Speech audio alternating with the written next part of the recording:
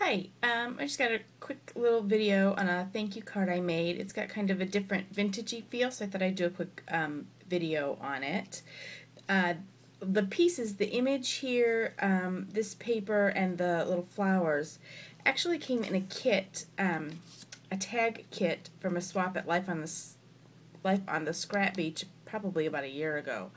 Jan Nears at featheredimpressions.blogspot.com. The kit was from her, and we were going to make tags with them. I just didn't get them all made, and I decided I kind of liked it as a card. So I picked up the pattern paper on the back here, this really nice green color. I liked the dustiness of it. I thought that would fit a vintage theme.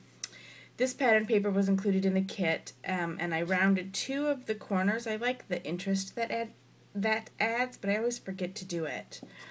I inked the edges up real good with Vintage Photo, and then went at them with a nail file to give them a nice rolled edge, kind of a vintage feel.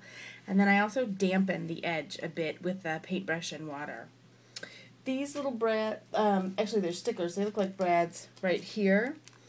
They're a Paper Studio line, which is Hobby Lobby, but I actually bought them as a set on tophatter.com. If you haven't found the auction site, it's kind of fun.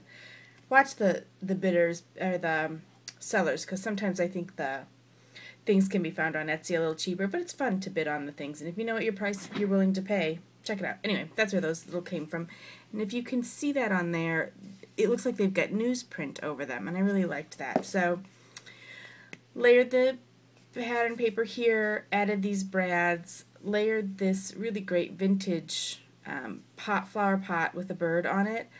I needed to bring in this purple from the ribbon because I had this striped paper to go with it, and I wanted to bring in that purple, so I added little purple dots to the center of the flowers to bring out the cool tones in there. Added some crackle accent medium to the flower pot over the sentiment, and then down in the corner here. Wrapped a little bit of ribbon. This came from my Secret Santa swap.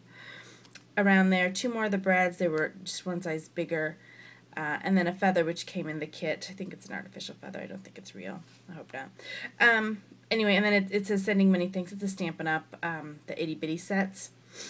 So that's the front. And then the inside, I really liked the inside. When I make cards for people, you know, friends, as opposed to Operation Ride Home or swaps or what have you, people I know, I like to make the inside a little bit nicer.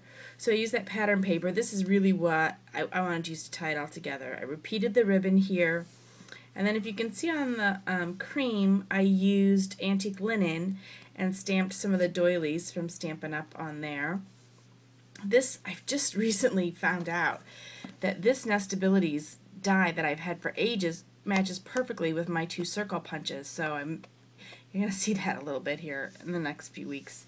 And then I took one of the smaller doilies and real faintly stamped that, again with antique linen on there, and then put the sentiment over that. So it leaves me plenty of room to write a note in there for her, but it's a nice, it's a good size card. I don't often do a 5x7, and it is harder to make the sentiment and the images match because things tend to be so geared towards that A2 size. But so just real quick, that's a little pretty vintagey thank you card I made for a friend of mine, and I wanted to share. Hope you guys have a great night. Thanks.